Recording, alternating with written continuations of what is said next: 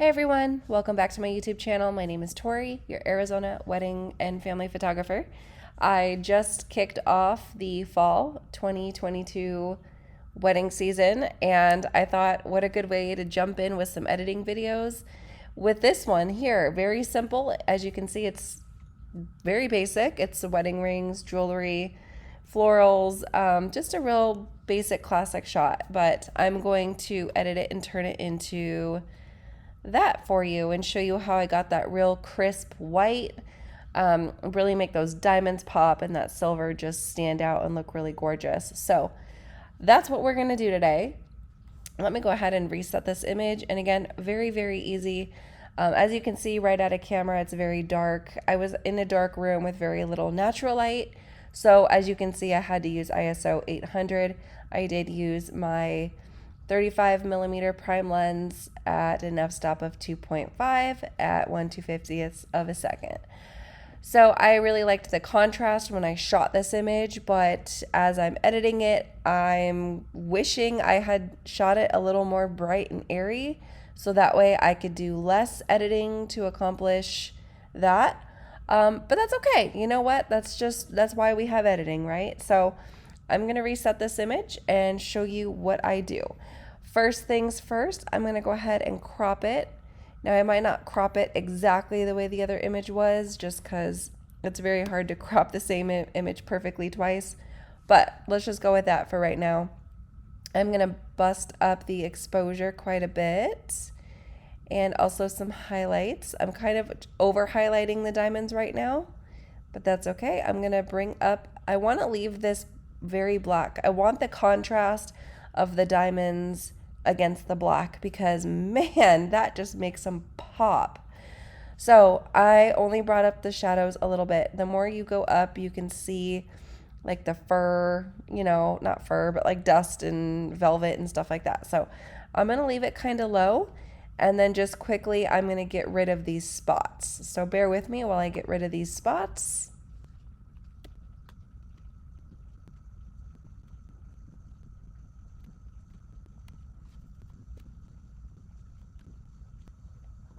All right, good enough. I'm going to go ahead and just darken this velvet area just a little bit. I'm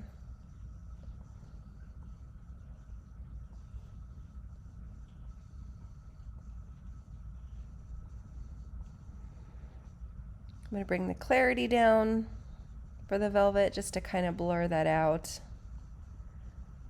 Again, it's all about making those diamonds pop, right? Next thing, we're going to do another brush adjustment. And I'm going to go ahead and do our clarity. And I'm just going to click right on the diamonds.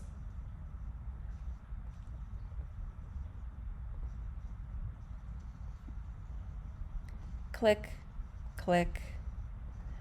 These back diamonds up here are kind of blurred out because of the 1.2 aperture, so I can't really get those sharp, which is fine. I'm just going to focus on the diamonds here, and I'm just clicking on each diamond that are in focus just to give it that extra pop of clarity.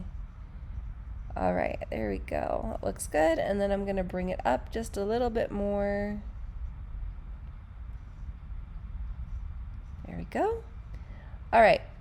So this white surface that all the jewelry and florals are on is coming across a little yellow. So we're going to go ahead and get rid of that. I'm going to go ahead and bring the temperature down just a little bit. You see how dramatic that just made that white? That is so pretty. All right. Now, a little trick I'm going to teach you. You could even make it even more white. Let me go back up here. Of course, bring your whites up a little bit. But what you could even do as well is you could take the saturation, and then all you do is click this little tiny button right here, and then you're going to click on the surface that you want to affect. So I'm going to click it, and then I'm going to drag down. Do you see how the saturation is changing as I go up and down? Okay, and if I let go, you can see my cursor again. So if I click on the black and drag down, well, it's black, so it's not going to do that. Let's do the purple.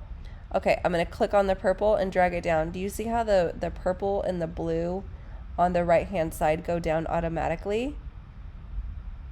That's a really good way to bring it up and bring it down if you just want to affect that color. So these purple flowers, we see purple, but Lightroom sees purple and blue. We wouldn't necessarily know that looking at the image. So that's what's really cool about this tool, is you can click on the surface that you want to affect only that color, if that makes sense. So click it, you can drag down, you can drag up to make it more vibrant, and there you go. And you can do the same thing on Luminance. So again, just click that little button, click the flower, bring it down, bring it up. Look at the change that you can affect.